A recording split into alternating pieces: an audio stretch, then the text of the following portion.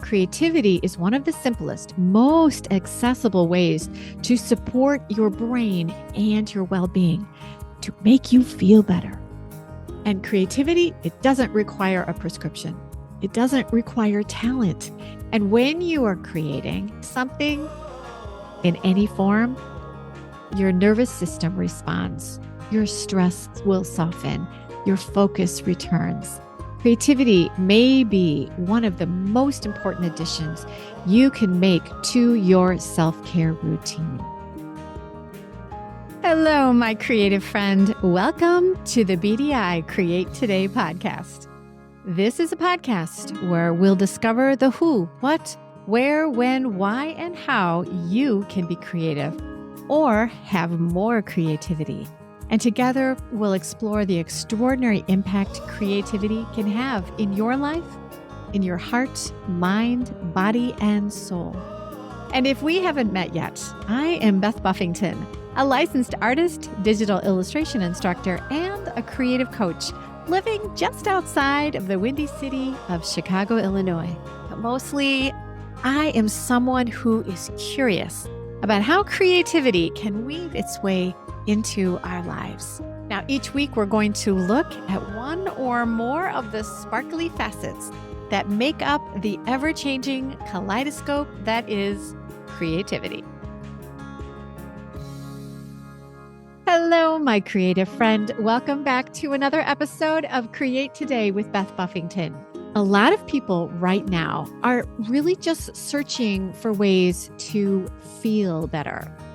Many people are waking up thinking, I need to sleep better. I'm tired and sleeping isn't fixing my fatigue. Or I need to have more energy. I'm getting stuff done, but I'm not feeling passionate about much of anything these days.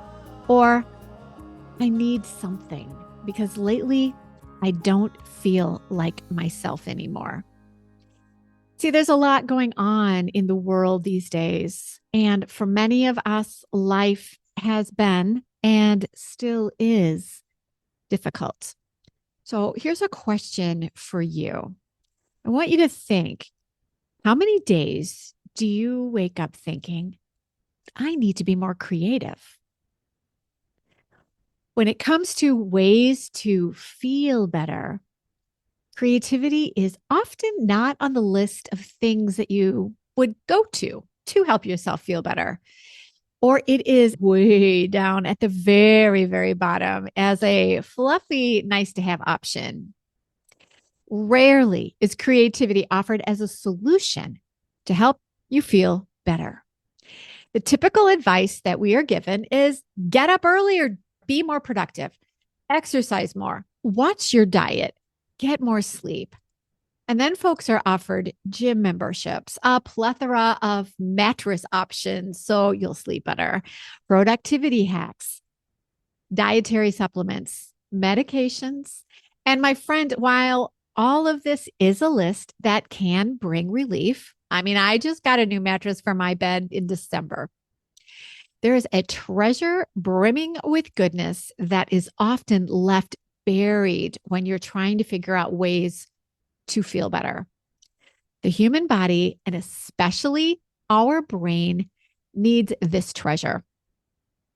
And this is a treasure that we're going to talk about today. And of course, you will not be surprised to hear me say that this treasure is creativity. Your body craves creativity, not for the fun and not for the results, but for the brain health and the well-being support that creativity provides. It's like ice cold water in the desert. Creativity serves to our fatigued and thirsty souls sips of goodness so that we can become stronger and we can survive the droughts of energy and sleep and happiness and the hardships that we encounter in our lives. Today, we're going to talk about creativity, not as art, not as self-expression, and not as a hobby, but as a biological process that supports brain health, emotional regulation, and resilience. And I want to be very clear. To reap the benefits that creativity can provide, you do not need to be an artist. You do not need to have any talent, and you do not need more time or money. What you do need, and these are very important, the two things you do need is number one, you need to give yourself permission to engage that part of your brain that modern life keeps undernourished. You need to let yourself do this. And then number two, you need the commitment to dedicate to your creativity, to allow the goodness that creativity can generate. So you need these two things: permission and commitment. And add those to your creativity. My friend, if you do that, it can change your life. So, first, let's talk about why feeling better is a brain issue, not a personal failure. And I want to say that again. Feeling better is a brain issue. It's not a personal failure. It is not anything you are doing wrong. So, let's ground our chat today in facts. Chronic stress, emotional overload, and burnout, they change the brain.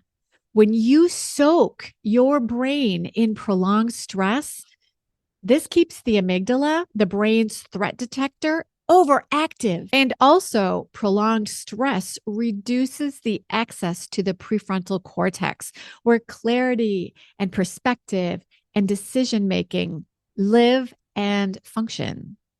And then chronic stress also disrupts the dopamine pathways, which affects motivation and pleasure and hope. And this is why people say, I know what I should do. I just can't seem to do it, or I can't seem to get it done, or I just don't enjoy things the way I used to, or I feel stuck, or I am burned out. This isn't a motivational problem. It's a regulation problem. When we are feeling these things caused by chronic stress, we numb out to facing these frightful emotions by letting time evaporate as we do things like doom scroll on our phones or watch video after video after video. Time passes, and the things that we try to help with as we numb out, well, we might feel momentarily better. Those cat videos, we just kind of go, oh, and we feel momentarily better. But when we peel ourselves away from our phones, our tablets, our TVs, we still feel oddly dull and unsatisfied. And this is where creativity can make a shift, not as a cure-all. It's not going to take away all the things going on in our world. It's not going to solve all your problems, but it becomes a directed neurological intervention. So to understand this, let's explore what creativity actually does in your brain. When you are engaged in a creative pastime like gardening, painting, sewing, knitting, cooking, you fill in your go-to creativity here. Here's what is important. When you're doing this, when you're being creative, from a neuroscience perspective, creativity, you see, is not about making something impressive. You don't want to worry about if your garden is amazing. You don't want to worry about if your painting is going to hang in a gallery. It's not about finishing a project. It's not about being good at what you're doing. It's all about the doing of the activity. And, okay, when I say doing, I mean the joy of pruning your plants, the joy of watering your plants, the joy of just moving paint around on a canvas, the joy of just singing in the shower. It's about the doing and the interest, the curiosity, and the fascination you have in what you are doing. So do something that you love to do, something that fascinates you, something that you find enjoyable. When you are doing the doing and you enjoy the doing, You integrate multiple brain systems all at the same time. While you're engaged in a creative activity, several things happen simultaneously. First, the threat system calms down. Hands-on, focused creative activity reduces the amygdala activation. This is especially true for rhythmic, tactile, or problem solving tasks like cooking and gardening or sewing or building something with wood or Legos or making a spreadsheet. You get the picture. When your hands are busy, the brain receives a signal. I'm here. I am here in this moment. I'm engaged in this activity and I am not in any immediate danger. You relax. And this matters more than we realize. When you and your brain are engaged in creativity and you are fascinated by the activity you've chosen, the second important thing that happens in your brain is that dopamine is released through this repetitive effort. And I want you to notice that this dopamine is not released as a reward. Unlike watching a cute cat video, you get that little jolt of dopamine that makes you go, ah, it is so cute. When you are working on a creative activity, the creative dopamine is released not when something is finished, but when we are making progress. We get those dopamine releases as we solve all the little problems that arise when we are doing the doing. Your creative activity creates a steady, sustainable dopamine response, unlike scrolling or consuming videos where dopamine spikes and then crashes. By the way, this is why you feel oddly icky after spending time doom scrolling. It just doesn't end with a happy ending for your brain. The dopamine response you receive from your creativity supports your motivation. It supports mood stability, and it gives you a sense of forward movement, which gives you curiosity to continue. And the third thing that happens in your brain that is really important is that your brain networks begin to integrate with each other. As you are being creative, this creative activity engages important parts of your brain. First, it engages the default mode network. This is the network in your brain that is active when you're reflecting or daydreaming, you're remembering things, or you're making meaning out of your experiences. The default mode network helps you understand who you are, what you've been through, and how things connect together in your life. When the default mode network is supported and busy, people feel more grounded and emotionally integrated instead of scattered and foggy or numb. And the second thing that begins to engage is the executive network. This is the part of the brain responsible for focus and planning, decision making, and self control. When this network is working well, people feel clearer, they feel more capable, and less overwhelmed by everyday demands. And the third piece of your brain that starts to network is the salience network. This network acts like the brain's priority filter. It helps you notice what's important right now, and it shifts your attention accordingly. When this system is balanced, you're less reactive and you're better able to respond thoughtfully instead of feeling pulled in 100 different directions.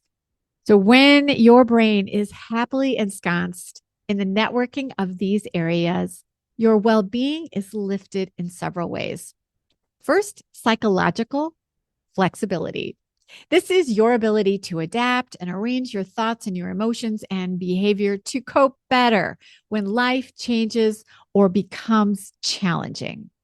Again, creativity doesn't make the world all blue skies and rainbows, but when you increase your brain health through committed creativity, your strengthened psychological flexibility means that you can encounter drama and you can hold discomfort without getting stuck in it. And you can adjust and bend rather than break under pressure. And second, your well-being is lifted in emotional resilience. Emotional resilience follows when you're able to become more flexible. This is the capacity to experience stress or disappointment or difficulty and still recover and get rebalanced and move forward. And the third thing that happens when your brain is happily networking together, you begin to experience improved coping capability. In simple terms, the brain becomes more adaptable. And this means that you begin to have access to more internal resources to handle your stress and the emotional load that comes with the things that pile on your plate during your day. When coping capacity improves, everyday challenges feel more manageable and you're less likely to feel overwhelmed or depleted in your energy. So, my goodness, who doesn't want to experience more of these kinds of benefits? Remember, now, before we go further, let me take a moment to explain the creative services that I offer outside of this weekly Create Today podcast. I have 2 memberships that are curated to meet you wherever you need to strengthen your creativity. First, I host Silva's Sessions. This is a creative wellness membership that I co-lead with Lisa Murphy, a healthy aging coach. Silva's Sessions is a space where we explore how creativity supports well-being, not just mentally, but emotionally and physically. If you're curious about understanding your well-being through creativity and movement and good nutrition, Silva's Sessions could be exactly what you're looking for. And if you're a creative professional who wants to build a creative business that also increases your confidence and reduces your fears about imposter syndrome or comparison paralysis, you are the perfect candidate for my Create Today membership. This is a band of creatives who are building their creative businesses through guidance and advice about reaching their creative goals.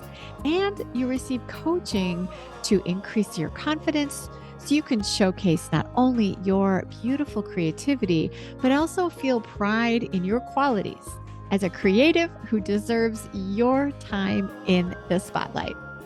If you have a question about which membership you should choose, let's talk. Email me and we will set up a time to have a chat. So you're going to find information for both memberships and my email in the show notes. Or you can go to www.bdi-create.today and explore all the Create Today offerings. Remember when I mentioned we would discuss creativity not as art, not as self-expression, and not as a hobby, but as a biological process that supports that brain health and emotional regulation and resilience? Well, let's explore why successful creative wellness happens when the brain doesn't care if what you create is art. Okay. So that is, you're doing stuff and you don't care if it's good. This, my friend, is one of the most important points of this episode. You see, your brain does not categorize creativity the way our culture does. Our culture says creativity is all about the finished product. We emphasize the perfection of a thing that will be appreciated as an end product or a mic dropping performance. But creativity that is created for your well-being, the kind of creativity that will make you happier and healthier, that will make you feel better, this kind of creativity focuses on an entirely different list. You see, like I mentioned, the brain does not care if you're good at the creativity you've chosen. You could be painting or cooking, gardening, designing a spreadsheet, rearranging a room, sewing or quilting, coloring in a coloring book, doing paint by number, or any number of crafty crafts. And please note that this list, my friend, it goes on and on and on.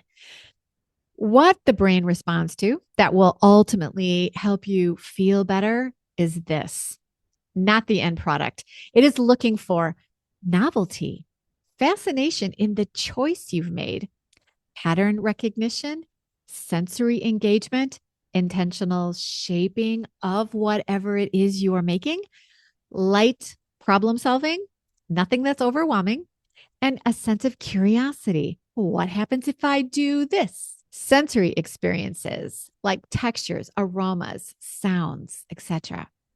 This is why when people are successfully working on creativity that enhances their brain, they say things like, I feel better when I bake. I calm down when I organize things. I think more clearly when I am in the garden. These feelings and emotions, they are not coincidences. They're neurobiological responses. So, okay, sounds like all of this is based on facts, right? But you might be thinking, hey, Beth, I still don't understand how I can apply this to my life. So let's talk about who benefits from regular creativity. This matters especially deeply for people who are feeling emotionally scattered or foggy or numb, or people who in their daily routines, they must be high functioning in their job or in their family responsibilities, but they might be feeling mentally exhausted. Or people who have the responsibility as a caregiver for others. And this can be parents or people caring for parents, or someone who is caring for someone with health challenges, or someone who is caring for their own health challenges, or people who are managing a team and their responsibility is caring for these people in their job. The kind of creativity we're talking about right now also benefits people who feel disconnected from themselves, people who are having trouble with sleep because of a flighty, talkative critic that just chatters nonstop during the night. My friend, I actually do not know many people who don't or can't or won't find themselves somewhere on this list I just gave you. So basically, I'm thinking if you're human, creativity matters. And that's not fluff. That's nervous system regulation. And that sounds amazing, right? And it is. But here's the thing, to reap its benefits, like we've discussed, you must do two things, and you must do them consistently. First, you must allow yourself to use creativity daily.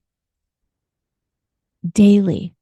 If your commitment is daily, you can find even 1 minute during an even crazy, crazy, crazy day to allow yourself to be just a little creative.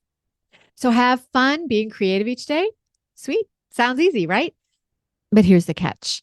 Our culture and our frenetic pace that our world tends to set, well, we've been taught to believe that creativity is frivolous. Creativity, it's something that you indulge in once you finish doing all the tasks and chores and responsibilities your day requires. So for many of us, creativity is something that we will try and get to if there's time. Or for some of us, creativity is something that has entirely fallen off our list or out of our thoughts. Or, hey, do you even have a creative activity that you have done even in the past month? So, my friend, it's small wonder that creativity is something most of us think of as an activity that we did when we were children, because that's a thing that children do, but not a thing adults do on a regular basis. Or maybe it's something that we think, I'll do that when dot dot dot. When the kids start school, when the kids are out of the house, when I retire, I'll do that on the weekend. It's something that we plan to do when. But if you knew that having fun with creativity was going to make your brain function better and allow you to react more positively to stressful days, and it would help you just feel better, might that make you reconsider about how you can be creative every day? Yes. And my friend, your answer here should be yes.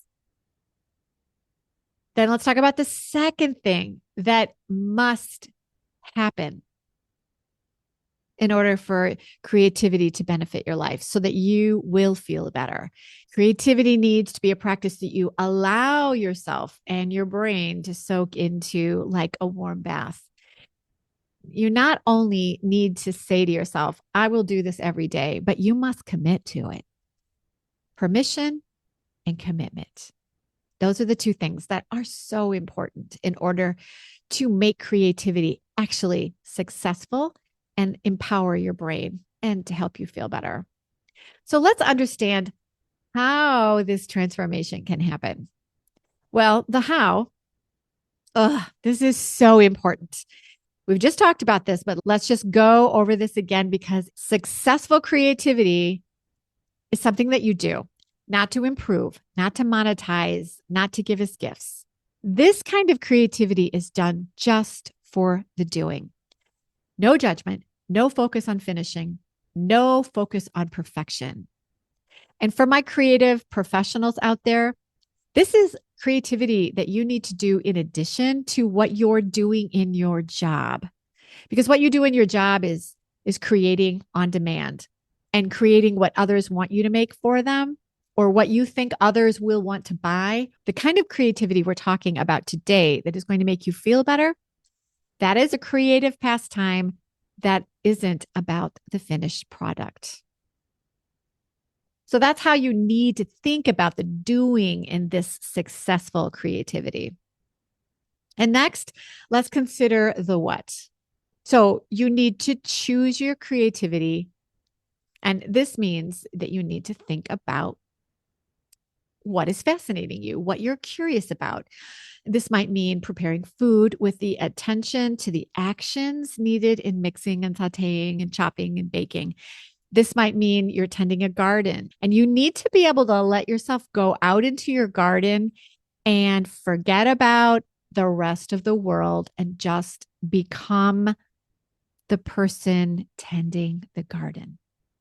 And this could be sewing and embroidery, quilting, or even mindfully mending your clothes.